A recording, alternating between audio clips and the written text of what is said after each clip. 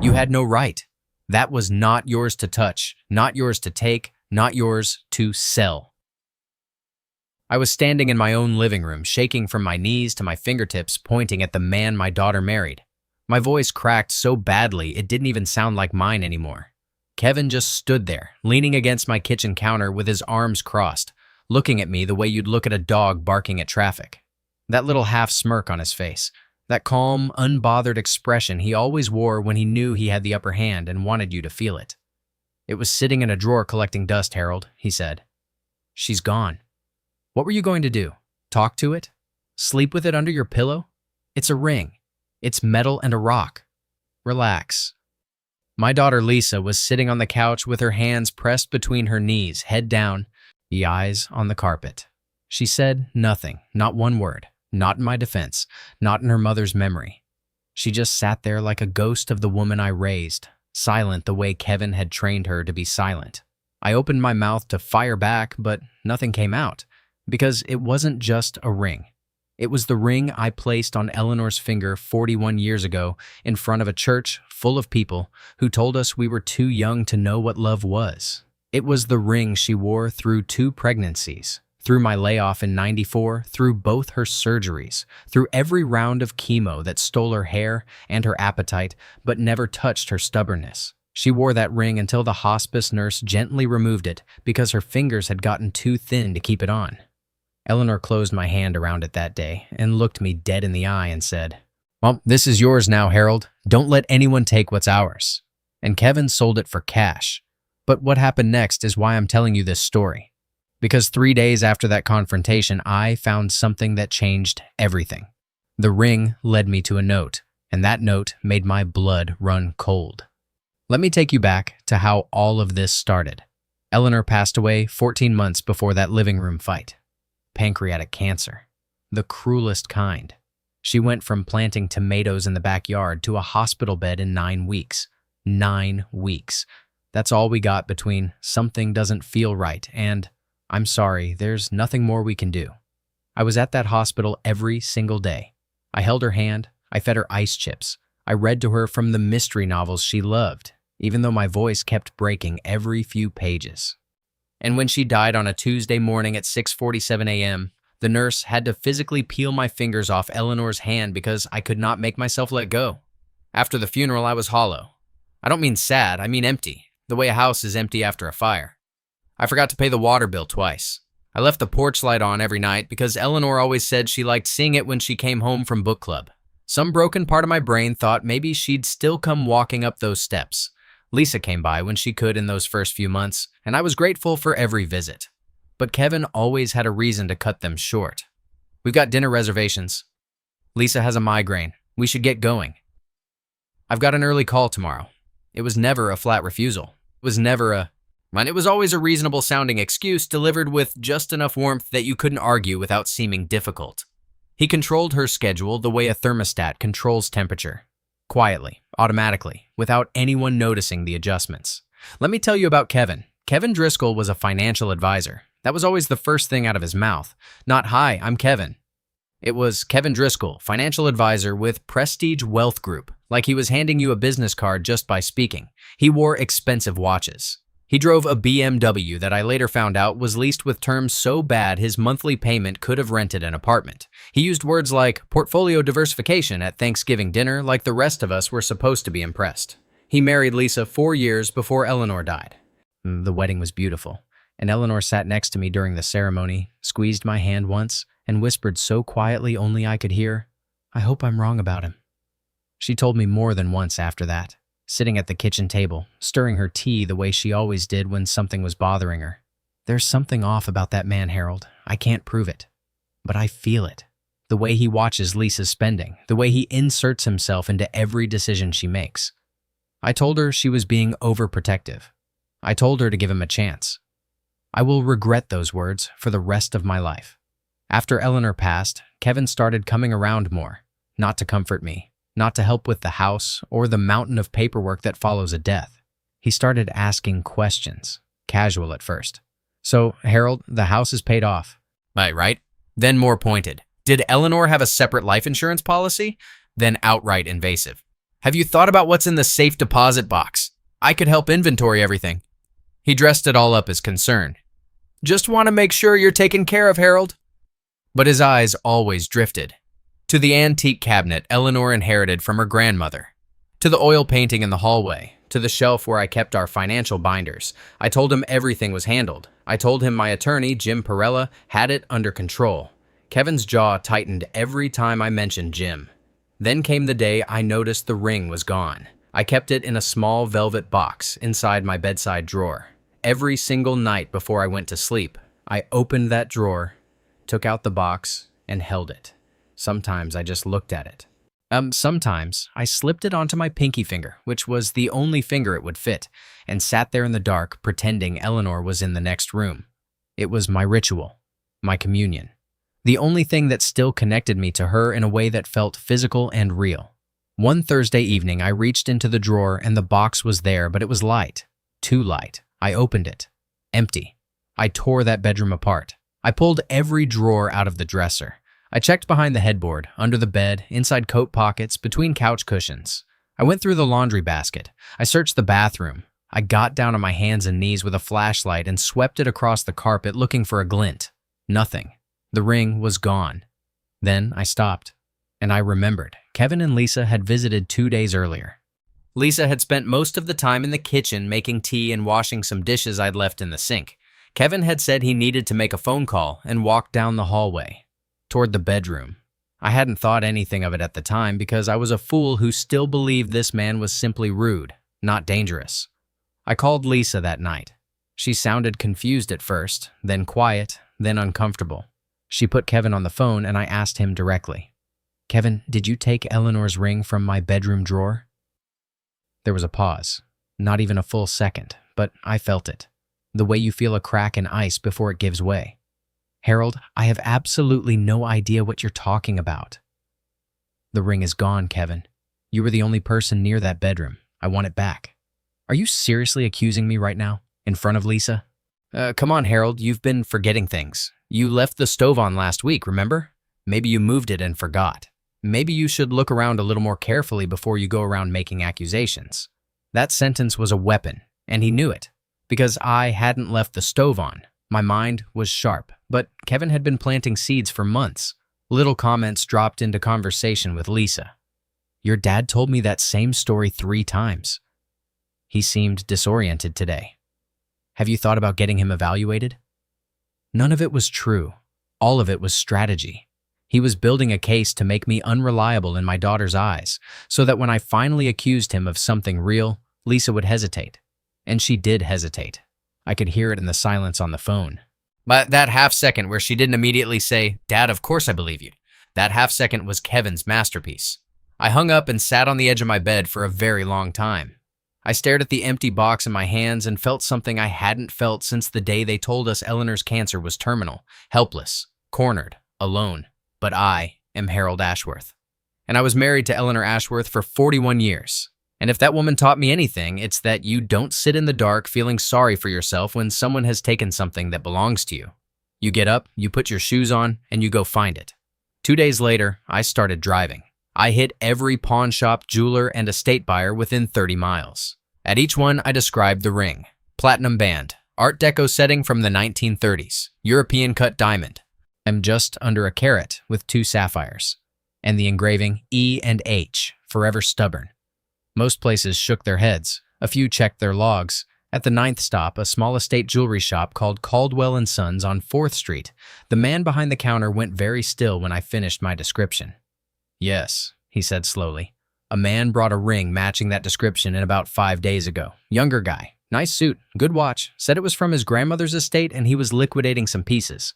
My stomach dropped through the floor. "Did you buy it?" "I did. Paid him $2,200 for it. Honestly, it's worth considerably more than that, but he didn't seem interested in negotiating. Wanted cash fast. That stuck with me. I leaned on the counter because my legs were shaking. "Sir, that ring belonged to my wife." "Eleanor, she passed away 14 months ago. That man is my son-in-law. He took it from my bedroom without my knowledge or permission." Mr. Caldwell, a silver-haired man in his 60s with careful hands and patient eyes, looked at me for a long moment. Then he took off his reading glasses, set them on the counter, and said, "Mr. Ashworth, I need to show you something. Please come with me." He walked to the back of the shop and returned with a small cream-colored envelope. It was slightly yellowed, a little wrinkled, and very small, like it had been folded down tight to fit inside something. On the front, in handwriting I would have recognized from 1,000 miles away, was a single word: Harold. My knees almost buckled. "I found this tucked inside the ring box lining," Mr. Caldwell explained. When I was inspecting the setting and the band for my appraisal, I removed the velvet insert to check for hallmarks on the box itself. This was folded very small, pressed flat underneath. If I hadn't pulled the lining out, I never would have found it. He handed it to me. I held my dead wife's handwriting in my hands, and the whole room seemed to tilt. I opened the envelope right there at the counter.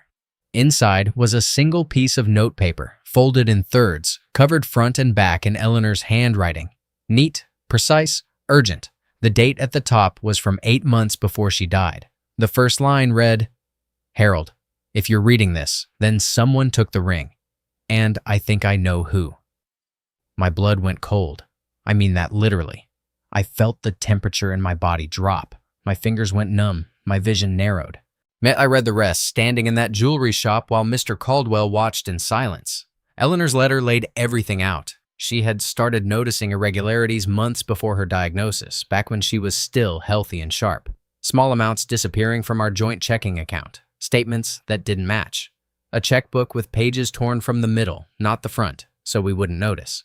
She didn't tell me because by the time she confirmed the pattern, she was already getting tested for the abdominal pain that would turn out to be cancer. But Eleanor didn't ignore it. She kept records, dates, amounts, account numbers. She pulled statements quietly, requested copies from the bank on days I was out, and she found something that made her sick. Kevin had gained access to Lisa's personal savings account. An account Eleanor and I had helped Lisa set up with money from Eleanor's mother's estate. $23,000 meant to be Lisa's safety net. Kevin had gotten Lisa's login credentials and had been making small, regular transfers into a separate account Lisa didn't know existed.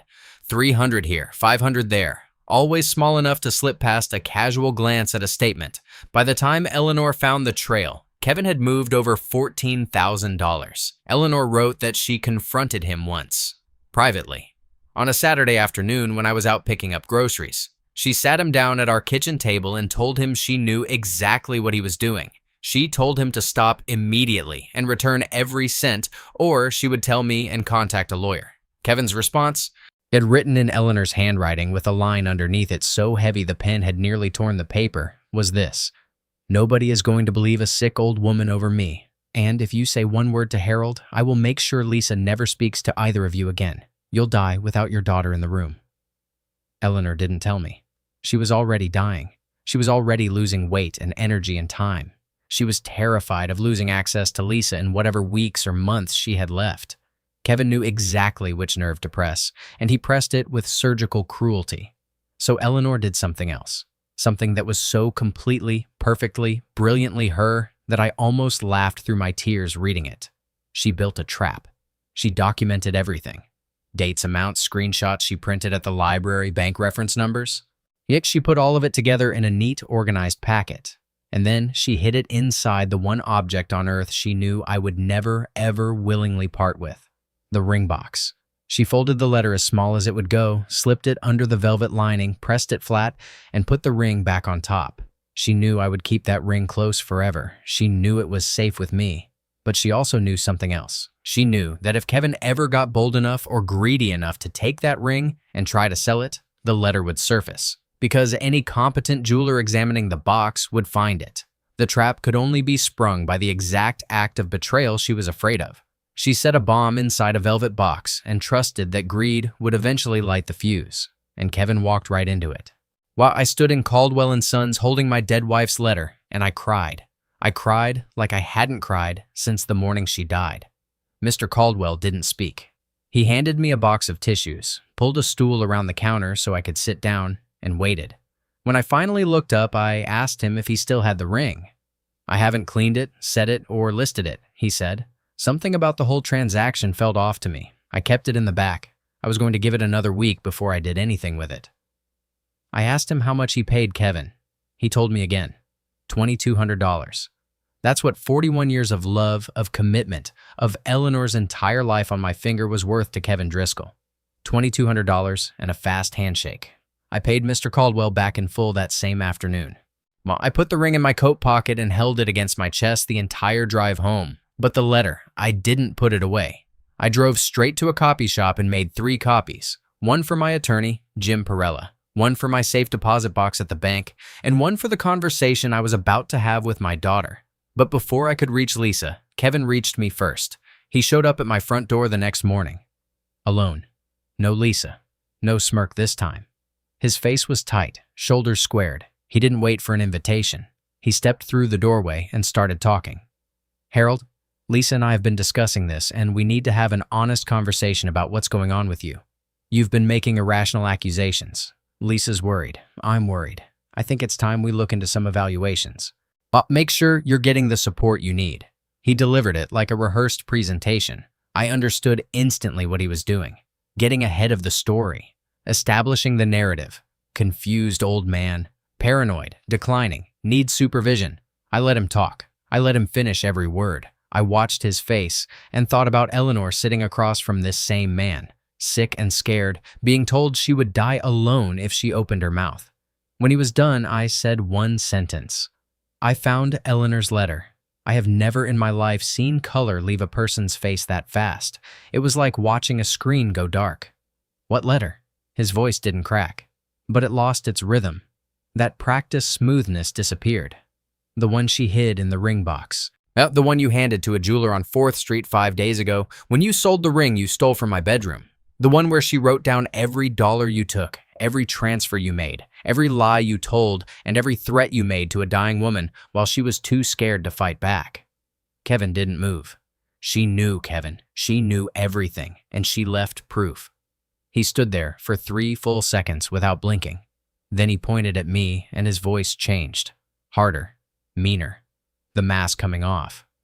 That letter is meaningless. She was on medication. She was confused. No one is going to take that seriously. The bank records she referenced match. I've already confirmed every amount, every date, every transfer. My attorney has the originals. His hand dropped to his side.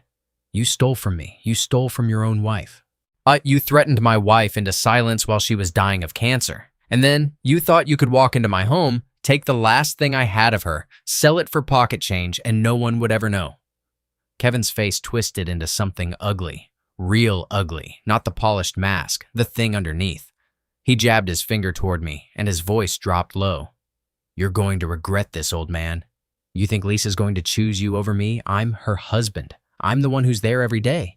You're just a lonely old man in an empty house talking to a dead woman's ring. Push this, and you'll lose your daughter. I promise you that. Then he turned around and walked out the front door. I stood in the hallway and listened to his car start and pull away. My hands were shaking. My heart was slamming against my ribs.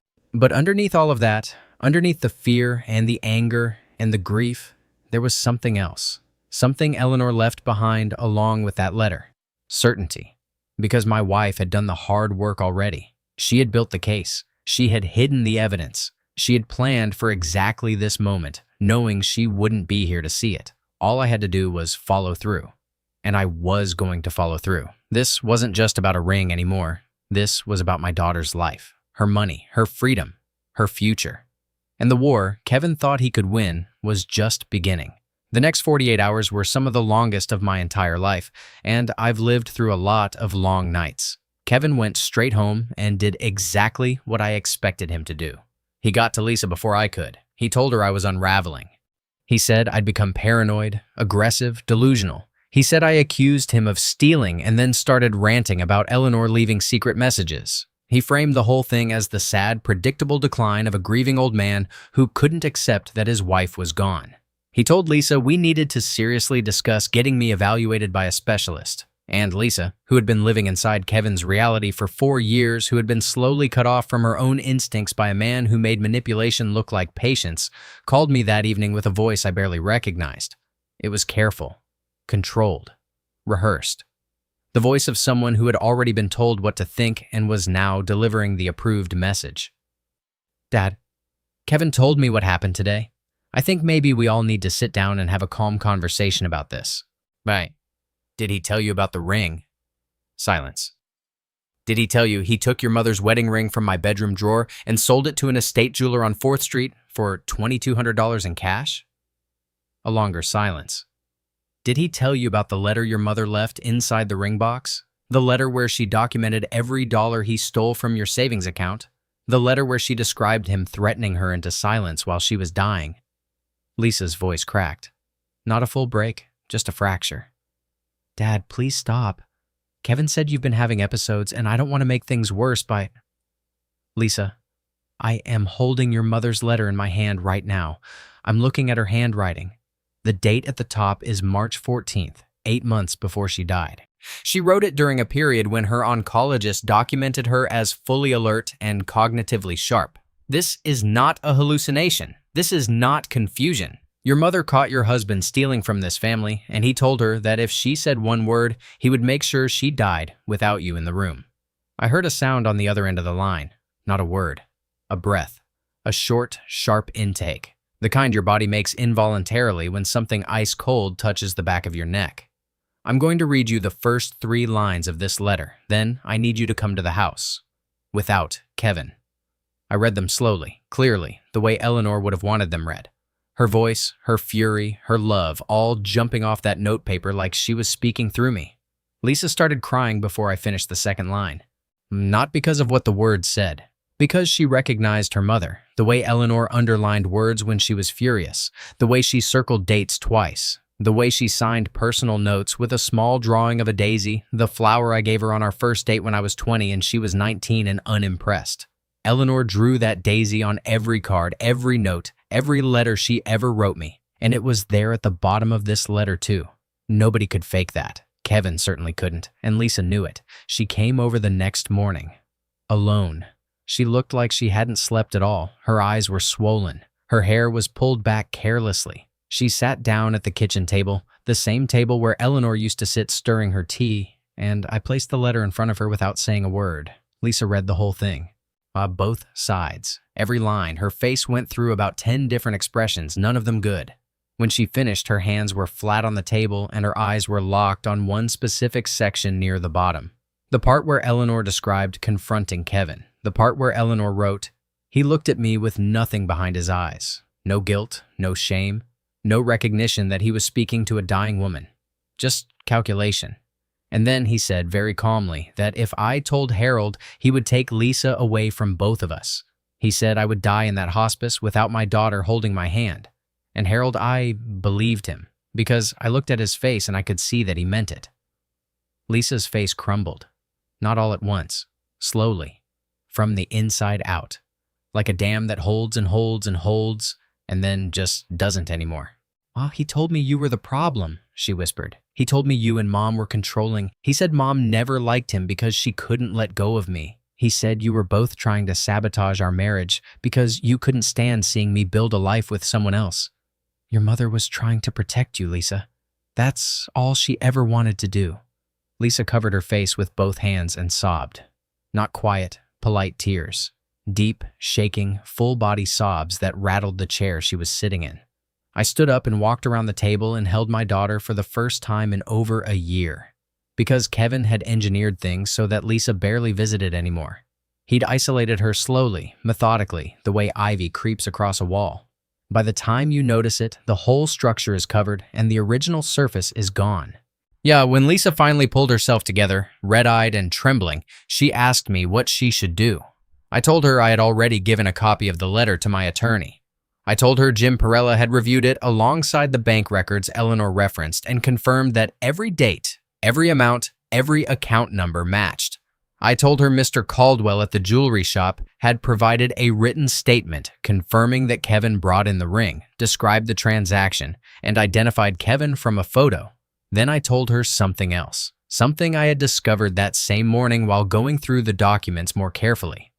Eleanor hadn't just tracked the money Kevin was stealing, she had tracked where it was going. But the account Kevin had been funneling Lisa's savings into wasn't just a hidden bank account sitting somewhere collecting interest. It was linked to a monthly automatic payment, a lease, for an apartment in a city 45 minutes away.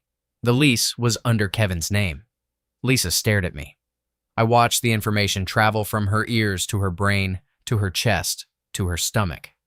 "There's more," I said, because I wasn't going to let her find this out from anyone else. The lease was co-signed by someone, a woman named Rachel Voss. Lisa didn't ask who Rachel Voss was. She didn't need to. I could see in her face that the name either confirmed something she'd already suspected or answered a question she'd been too afraid to ask. She just closed her eyes and pressed her palms against the table like she was trying to hold the world in place. I gave her time. Eleanor would have given her time. After a long while, Lisa opened her eyes and said very quietly, "What do we do now?" "We do exactly what your mother planned for us to do. We follow the trail she left, and we finish this." Over the next 10 days, things moved fast. Jim Perella contacted Kevin's attorney and laid out the situation in terms that left no room for ambiguity. The stolen funds, the fraudulent account, the unauthorized transfers, the ring theft, documented by Mr. Caldwell's sworn statement, Eleanor's letter, the bank records that corroborated every single claim. Kevin's attorney tried to push back. He argued that Eleanor's letter was hearsay, that she was medically impaired when she wrote it, that her judgment was compromised by medication and illness. Jim shut that down within 48 hours. Eleanor had written the letter during a documented period of full cognitive clarity, confirmed by both her oncologist and her primary care physician. Her medical records from that exact window showed a woman described as alert, oriented, fully competent, and remarkably sharp for her stage of illness. Her oncologist wrote in his notes that Eleanor was one of the most organized and mentally precise patients I have worked with. She had written dates and reference numbers that matched bank records to the penny. This was not the confused scribbling of a dying woman.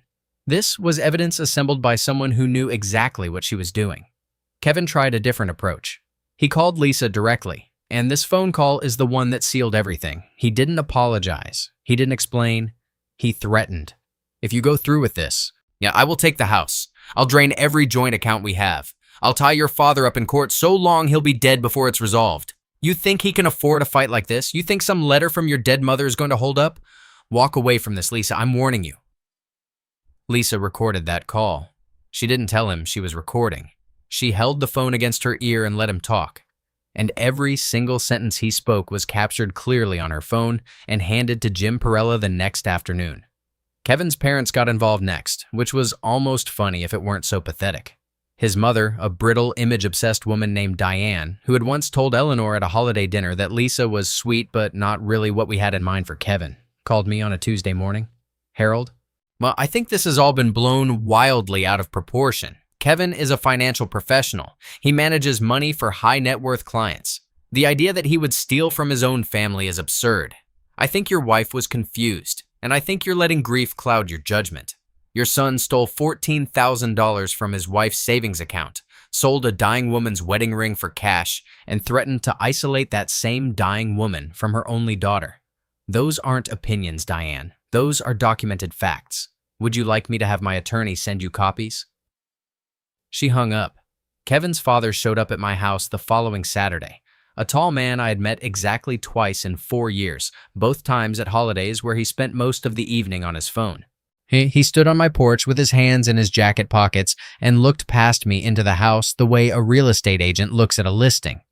"How much to make this go away?" he asked. No greeting, no preamble. Excuse me? Kevin made a mistake. People make mistakes. Let's handle this quietly and move on. Name a figure. I thought about Eleanor. I thought about her sitting at my kitchen table across from Kevin, already sick, already weakening, being told she would die alone if she spoke up. I thought about her going to the library to print bank statements because she didn't want me to see her searching on our computer. I thought about her folding that letter so small it fit under a velvet lining, praying that one day, somehow, if the worst happened, I would find it. I thought about the last time I saw her alive, her hand closing around mine, the ring between us, her voice barely a whisper saying, "Don't let anyone take what's ours." "There is no number," I said. "Get off my porch and tell your son that Eleanor Ashworth sends her regards." He left without another word. The legal wheels turned fast after that. Kevin's hidden account was frozen by court order. The apartment lease and the co-signer became part of the documented record. Lisa filed for divorce. Kevin tried to fight it. He tried to delay. He tried motions and continuances and procedural games. His attorney attempted to seal the financial records. Jim Perella filed a motion opposing the seal, and the judge denied Kevin's request within 2 days. The bank confirmed every transfer Eleanor had documented, every single one. $14,312 moved in amounts between $200 and $600, always on different days, always to the same external account. The bank's fraud department opened their own investigation. The divorce moved through the system faster than most. Kevin's recorded phone call was entered as evidence. Eleanor's letter was admitted with full medical documentation. Mr. Caldwell's deposition confirmed the ring sale. Lisa's attorney argued that Kevin had engaged in sustained financial abuse and emotional manipulation, and the court agreed. Lisa got the house. She got a full accounting of the stolen funds, which Kevin was ordered to repay.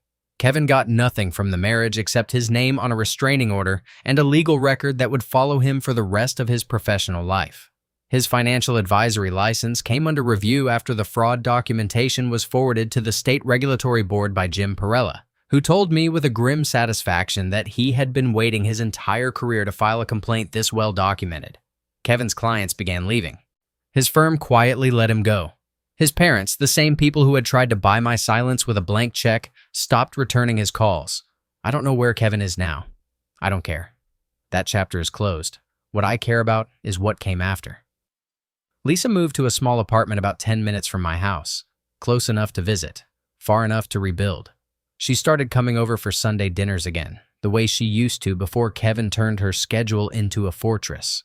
The first few weeks were quiet, a lot of sitting, a lot of tea, a lot of long silences that weren't uncomfortable, just heavy, the way air feels after a storm. She started cooking Eleanor's recipes, badly at first. She burned the roast. She oversalted the soup. She called me in a panic because she couldn't figure out what Eleanor meant by a generous pinch of cayenne. But I told her it meant Eleanor used as much as she wanted and then blamed the recipe if anyone complained. One night, about 3 months in, Lisa made Eleanor's lemon chicken, the one with the rosemary and the garlic and the little potatoes that get crispy on the bottom if you leave them in long enough. And it was right. Not close, not almost, right. The taste, the smell, the way the kitchen felt when it was cooking. For 10 seconds, it was like Eleanor was standing right behind us, hands on her hips, saying, "See? It's not that hard." We both sat at the table crying, laughing through the tears, bumping forks because neither of us wanted to stop eating. I put the ring back in its box, in the same drawer. But the letter, I had it professionally framed. It hangs in the hallway now, right next to the hook where Eleanor used to hang her coat. Every time I walk past it, I stop for a second and read the first line. "Harold, if you're reading this, then someone took the ring." And I talk to her, not out loud when Lisa's over because I don't want her to worry.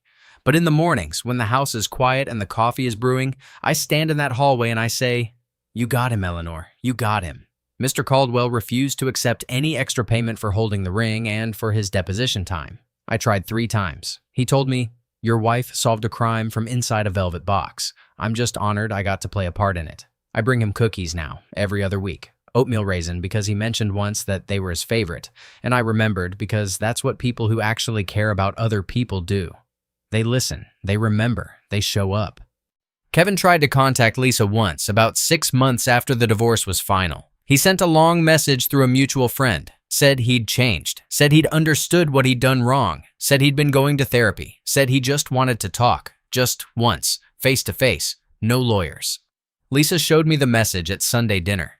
She read it out loud, then set her phone face down on the table and asked, "Am I being too harsh if I don't answer?" I thought about what Eleanor would say. I could almost hear her voice, dry and clear, the way she always sounded when she was done entertaining nonsense. "People who threaten dying women don't change," I told Lisa. "They just find new people who haven't caught on yet." Lisa picked up her phone and deleted the message. And then she served herself another piece of lemon chicken and asked me if I wanted to plant tomatoes in the backyard this spring. I said yes. I said Eleanor would have liked that. Last week, I went back to Caldwell & Sons, not to buy anything, just to visit. Mr. Caldwell was cleaning the display cases and smiled when he saw me. We talked for a while. He asked about Lisa. I told him about the bookkeeping course. He laughed and said, "Smart girl, learning to watch the numbers herself." Before I left, he said something I haven't stopped thinking about. "You know, Harold, in 40 years of buying estate jewelry, I have never once found something hidden inside a ring box. Not once. Your wife didn't leave you a letter. She left you a lifeline. She counted on two things. Now, she counted on you loving that ring enough to go looking for it if it ever disappeared. And she counted on whoever took it being too greedy and too arrogant to open the box and check. She was right about both. He was right. Eleanor didn't just hide evidence. She built a mechanism that could only be activated by the exact type of betrayal she feared most. If the ring had stayed with me, the letter would have stayed hidden and our lives would have continued with Kevin in them, quietly draining everything good. But Eleanor knew the kind of man he was. She knew that arrogance makes people sloppy. She knew that greed makes people impatient. And she knew that love, real love, the stubborn kind that doesn't quit even when the person who carries it is gone, would make me relentless enough to track that ring to the ends of the earth. As she engineered her own justice from a hospice bed, and she trusted me to carry it out. I drive home with the windows down these days. The ring box sits on the passenger seat when I run errands, because it feels wrong to leave it alone in an empty house. I talk to Eleanor sometimes, out loud, in the car, where nobody can hear me except maybe her. I tell her about Lisa's coursework.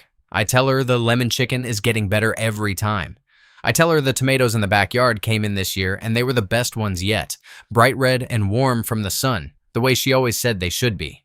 And I tell her she won, because she did. From beyond the grave, armed with nothing but a pen, a piece of notepaper, a 41-year love story, and a stubbornness that not even death could break, Eleanor Ashworth won. Kevin will never understand that. People like him can't. They measure the world in dollars and leverage and control, and when those things are taken away, they have nothing left. Eleanor measured the world in loyalty and truth and the people she loved, and even after she was gone, those things were still standing. You can steal a ring, you can sell it, you can pocket $2,200 and walk away thinking you're untouchable, but you cannot outrun a woman who loved her family more than she feared dying. And you absolutely, certainly without question, cannot outrun the note she left behind.